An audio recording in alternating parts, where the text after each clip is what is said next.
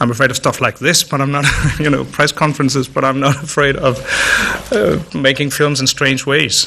Of course, it was a challenge to work with a lot of actors at the same time, and this I did not feel so good about. Lars is behind the camera. He operates the camera the whole time, so he's carrying around this huge contraption. And you feel his presence there the whole time. And there's something very safe about that. And even when he says, go again, you don't really cut. You just sort of keep shooting. You shoot out the mag, and then he puts in some more film, and you go again. So it takes the onus off actually performing, and it becomes a very intimate, precise experience, actually. I saw Breaking the Waves years ago, and I responded to it in such a strong way that I said in an interview to a journalist, when they asked me which directors would you like to work with, I said Lars von Trier. But it's difficult to get actors that cheap, so you have to kind of... Not me. I'm easy.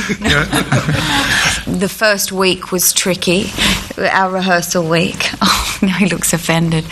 But it was. I mean, that was two people getting to know each other, and I think Lars had preconceptions about me, and I probably did about him, and then we went off walking in the forest. Was that good or bad? It was a pretty difficult few hours, but we came out of it with a very pure commitment to each other. I'm not saying it has anything to do with America, only it has to do with the feeling I have, and of course the knowledge that I have of America.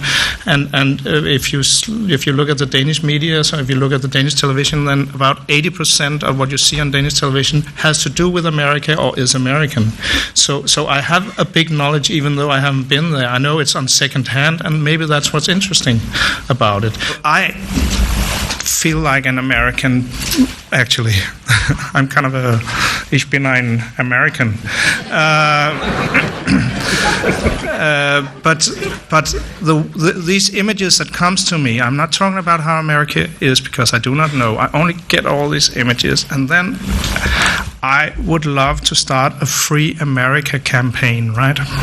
Because we've just had a Free Iraq campaign. That's how I feel, but you can say I'm a communist. I'm not, but I would like a Free American, because I see a lot of shit in America. Yes, I do, from over here. I'm sorry, I don't know how it comes to me. Maybe it comes to me from journalists that are lying. I don't know, but this is the image I get in my position. So take it or leave it. I don't know anything about America. I'm just a mirror, and this is what happens. I don't sympathize with any of the... Nicole, don't do that, you promised.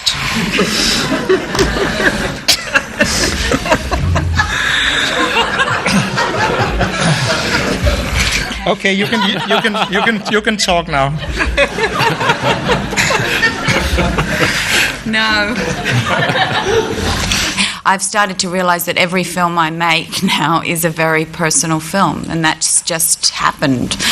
I think before I was able to disassociate more, and now I'm not able to. If you could talk a little bit about your relationship with the festival and whether winning the Palme d'Or has changed anything for you. To come back, which is sweet also.